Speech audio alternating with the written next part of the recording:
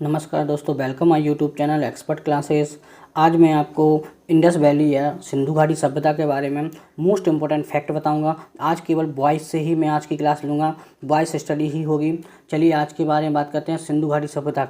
सिंधु घाटी सभ्यता है कैसी, कहाँ से आई, इसमें कौन लोग रहते थे, इस सब चीज़ों के बारे में अपन बात करते हैं।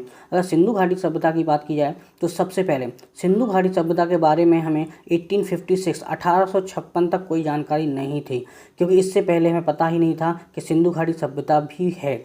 इसकी जानकारी हमें कैसे लगी, तो सिंधु घाटी सभ्यता की जानकारी हमें लगी 1856 में, 1856 में। रावण बंधु या ब्राउन बंधु दो भाई थे, जिन्होंने क्या किया, रेलवे की खुदाई के लिए, रेलवे के पिलर बनाने के लिए लाहौर और कराची में वहाँ उन्हें जब कुछ अवशेष मिले ज़मीन के अंदर कि जो वहाँ क्या बने हुए थे, वहाँ मकान बने हुए थे। तो जब उन अवशेषों को चेक किया गया, उन एलिमेंट्स को चेक किया गया, तो पता चला कि वह सभ्यता या वहाँ बने हुए जो मकान हैं वो लगभग 4000 साल पुराने हैं। कितने? 4000 साल पुराने हैं। जब ऐसे इन लोगों को जानकारी हुई तो इन लोगों ने क्या किया, उसको चेक किया कार्बन 14 से। किसी भी चीज़ में जो कार्बन होता है उसको चेक करने के लिए कार्बन 14 का प्रयोग किया जाता है। कार्बन 14 से चेक किया तो पता चला कि लगभग 2500 BC से 1750 BC पुरानी सभ्यता है। BC मतलब होता है बिफोर क्राइसिस, AD मतलब आफ्टर डेथ। चलिए इसके बारे में बाद में बात करता हूँ। इसके बाद बात की जाए तो सिंधु घाटी सभ्यता जो है ये भारत में ही नहीं, वर्तमान में पाकिस्तान, बलूचिस्तान, अफ़गानिस्तान कई जगह फैली हुई सभ्यता है। तथा इस सभ्यता की बात की जाए तो यह सभ्यता 12,99,600 वर्ग किलोमीटर में फैली हुई थी। 12,99,600 वर्ग किलोमीटर में। यदि इसके आकार की बात की जाए तो किस डिजाइन में थी, तो लगभग ये माना जाता है कि ये त्रिभुजाकार में, ट्रिंगल आकार में फैली हुई सभ्यता थी। किस आकार में फैली हुई थी? ट्रिंगल आकार में फैली हुई थी। यह वर्तमान में कई देशों में फैली हुई सभ्यता है। अगर सिंधु घाटी सभ्यता की बात की जाए तो सिंधु घाटी सभ्यता में रहने वाले लोग कौन थे, तो ऐसा माना जाता है जो सिंधु घाटी सभ्यता में लोग रहा करते थे उन्हें आर्य कहा जाता है। आर्य को इंग्लिश में हीरोज़ कहा जाता है। तो ये पूछा था आर्य आए कहाँ से हैं, तो कई लोगों के अलग अलग मत मिलते हैं कि आर्य आए कहाँ से हैं। तो सबसे ज़्यादा मत मिलता है कि आर्य जो थे वो मध्य एशिया से आए थे, मध्य एशिया या माइनर एशिया से आए थे, या बोल सकते हैं आप टर्की से या तुर्की से आए थे आर्य जब भारत में आए तो उनके आने का रास्ता क्या था, तो ऐसा माना जाता है कि आर्य जो थे वो तुर्की या तर्की या तुर्क से आए थे। तो ये सबसे पहले तुर्क से दक्षिण की ओर आए थे। अब आपने बोला सर दक्षिण की ओर क्यों आए थे, तो बेटा इसलिए आए थे क्योंकि तुर्की में उस समय वो अभी भी आपको पता है कि मध्य एशिया में बहुत ज़्यादा ठंडी पड़ती है। तो ये लोग अपने आप को बचाने के लिए रोटी, कपड़ा और मकान की तलाश में ये पूरी दुनिया में फैले थे। ऐसा नहीं कि केवल भारत की ओर ही आए, ये पूरी दुनिया में फैले हुए थे। इसके साथ साथ ये भारत आए तो इन्होंने कहाँ कहाँ से आए ऐसा माना जाता है, तो ये हिंदू कुश पर्वत से आए। हिंदू कुश पर्वत वर्तमान में या एट ए टाइम जो हिंदू कुश पर्वत है वो अफगानिस्तान में है। कहाँ है बेटा? अफगानिस्तान में है। तो ये अफगानिस्तान के भारत का हिंदू कुश पर्वत है। हिंदू कुश पर्वत से होते हुए खैबर दर्रा होते हुए सप्त सैंधव प्रदेश में होते हुए सिंधु नदी के आसपास आए, तो इसे हम सिंधु घाटी सभ्यता कहते हैं। जब ये सिंधु नदी के आसपास आए तो इसे हम सिंधु घाटी सभ्यता कहते हैं। और इन्होंने सिंधु नदी के आसपास अपने आप को फैलाया।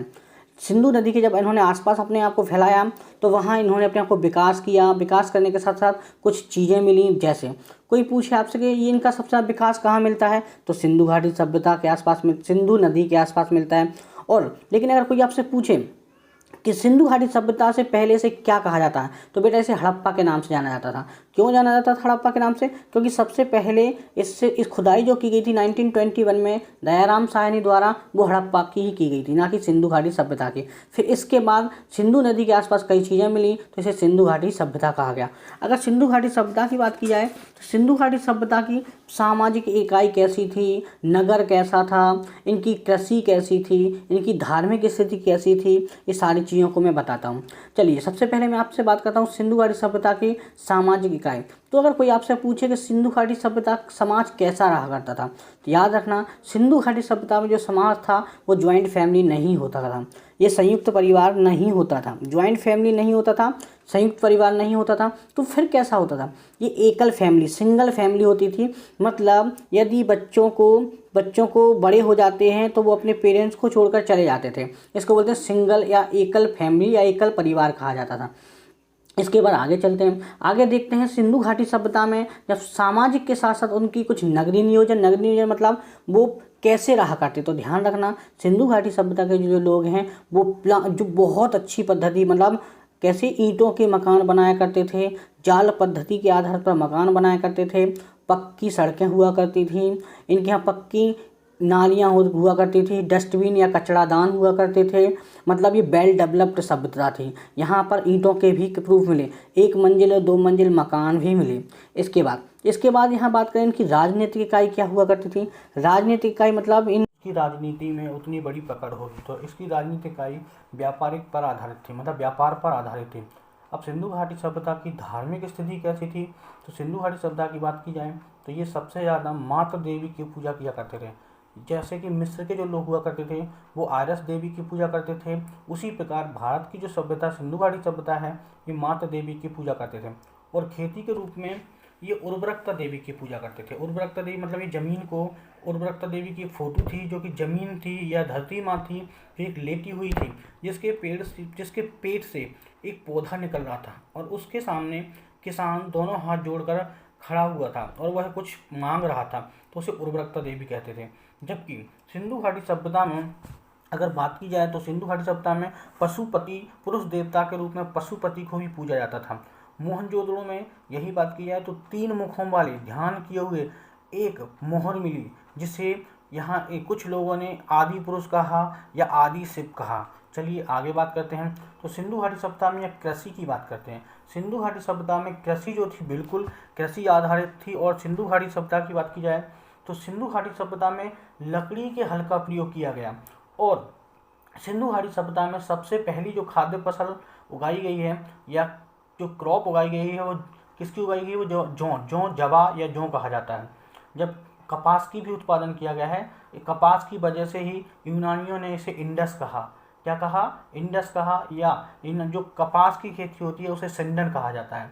अब बात की जाए कि सिंधु घाटी सभ्यता में लिपि क्या थी। तो सिंधु घाटी सभ्यता में जो लिपि थी वो पिक्टोग्राफी थी। क्या थी, पिक्टोग्राफी क्या होती है, ऐसी सभ्यता या ऐसी लिपि जो लिखी तो गई है लेकिन उसमें कुछ शब्दों की कमी होने की वजह से उसके बीच में कुछ चित्र डाल दिए गए हैं। तो चित्र, फेशियल एक्सप्रेशन, जेस्चर, इन सबको पिक्टोग्राफी कहा जाता है। और सिंधु घाटी सभ्यता की बात की जाए तो सिंधु घाटी सभ्यता की जो लिपि मानी गई है वो राइट टू लेफ्ट लिखी, जैसे उर्दू लिखी जाती है राइट टू लेफ्ट, वैसे ही इसकी लिपि है राइट टू लेफ्ट लिखी गई है और चित्रात्मक और भावात्मक हुआ करती थी।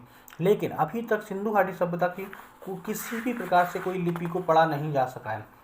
अब सिंधु घाटी सभ्यता के कुछ इंपॉर्टेंट फैक्ट हैं उनके बारे में जानते हैं। अभी तक हम लोग सिंधु घाटी सभ्यता के लगभग 1500 शहर खोज चुके हैं। कितने शहर खोज चुके हैं, 1500 शहर खोज चुके हैं।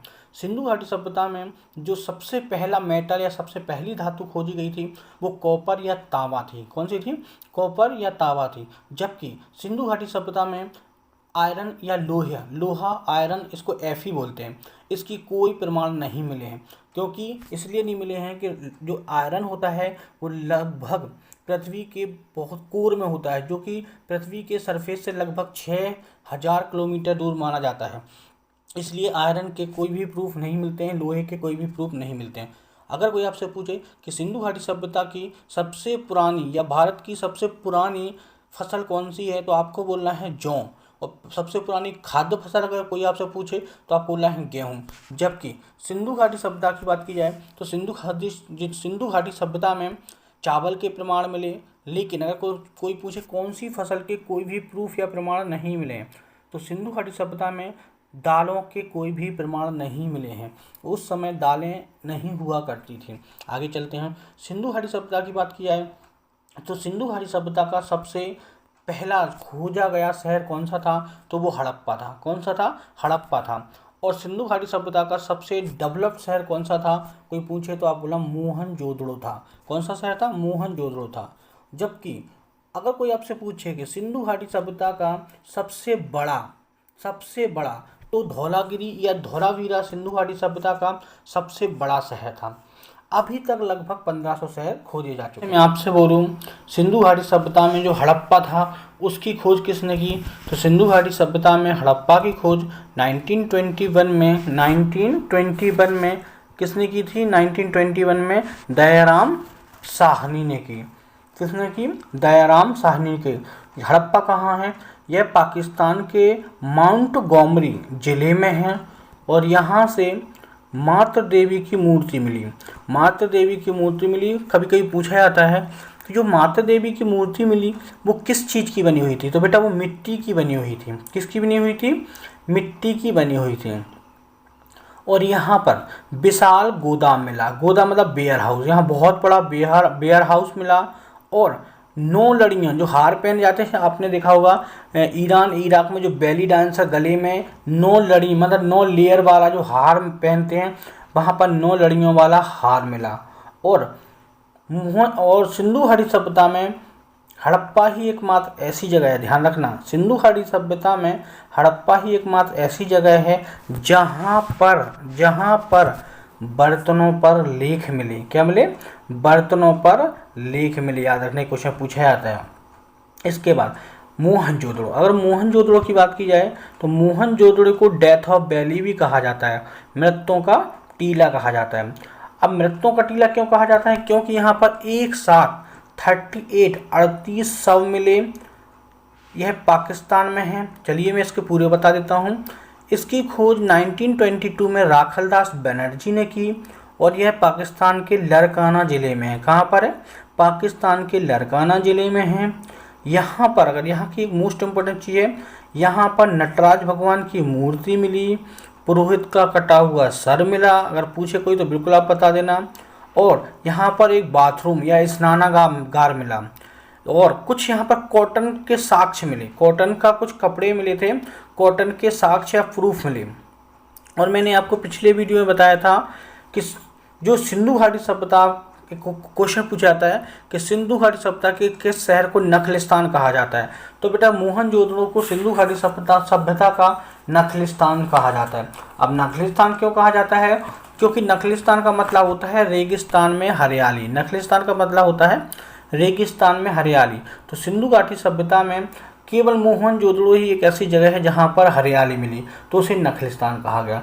इसके बाद अगर कोई पूछे कि सिंधु घाटी सभ्यता के किस शहर में सबसे ज़्यादा मोहरें मिली, तो बेटा मोहनजोदड़ो में ही सबसे ज़्यादा मोहरें मिली, याद रखना। चलिए नेक्स्ट इसका शहर की बात करते हैं। तो सिंधु घाटी सभ्यता का नेक्स्ट जो है शहर जो है वो है चन्हूदड़ो। कौन है, चन्हूदड़ो।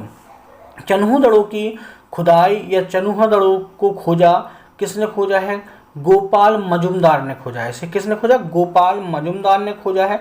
और यह भी पाकिस्तान के सिंध प्रांत में है। चन्हूदड़ो की खासियत है कि यहाँ पर मोती बनाने के कारखाने मिले। उस समय पर मतलब सिंधु घाटी सभ्यता जब थी उस समय में मोती भी बनाए जाते थे, तो यहाँ पर मोती बनाने के कारखाने मिले। और सिंधु घाटी सभ्यता में सबसे ज़्यादा रोजगार मिला। और यहाँ यूकेलिप्टस के पेड़ मिले। आप बोलोगे सर यूकेलिप्टस के पेड़ क्यों मिले, तो देखा होगा बेटा आपने, यूकेलिप्टस के जो पेड़ होते हैं ये सीधे होते हैं और मोटे होते हैं। जब सीधे और मोटे होते हैं तो ये लोग क्या करते थे, बिना किसी ज्वाइंट के यहाँ पर जहाज बना लेते थे। इस पेड़ का जहाज बनाते थे और उसे अंतर्राष्ट्रीय व्यापार करने के लिए प्रयोग में लाया करते थे या आने जाने में प्रयोग में लाया करते थे। चलिए नेक्स्ट शहर की बात करते हैं। नेक्स्ट शहर जो हमारा है वो है कालीबंगा। मोस्ट इम्पोर्टेंट शहर है कालीबंगा। इससे 1-2 क्वेश्चन हमेशा आते हैं। कालीबंगा की बात की जाए तो कालीबंगा जो है इसकी खोज बीबी लाल और बी के थापर ने की। यह घाघरा नदी के किनारे है। बीबी लाल और बी के थापर ने की और यह घाघरा नदी के किनारे है। ध्यान रखने क्वेश्चन पूछा था। तथा है कहाँ ये, तो ये राजस्थान के श्री गंगानगर शहर में है। कहाँ है, राजस्थान के श्री गंगानगर शहर में है। यहाँ की खासियत है कि यहाँ जोते हुए खेत मिले, गेहूं के बड़े दाने मिले और सबसे बड़ी जो बात है यहाँ पर यहाँ जो मिले हवन कुंड की बेदी मिली। क्या मिली बेटा? हवन कुंड की बेदी मिली। क्वेश्चन बार बार पूछा आता है कि कहाँ पर हवन कुंड की बेदी मिली। और जिस चीज़ के नाम से इसका नाम कालीबंगा पड़ा, कालीबंगा मतलब होता है काली चूड़ियाँ, तो यहाँ काली चूड़ियाँ भी मिली। कालीबंगा इसलिए बोला गया क्योंकि यहाँ पर काली चूड़ियाँ मिली। चलिए नेक्स्ट चलते हैं। मोस्ट इंपॉर्टेंट जो शहर में वो ही केवल बताऊंगा।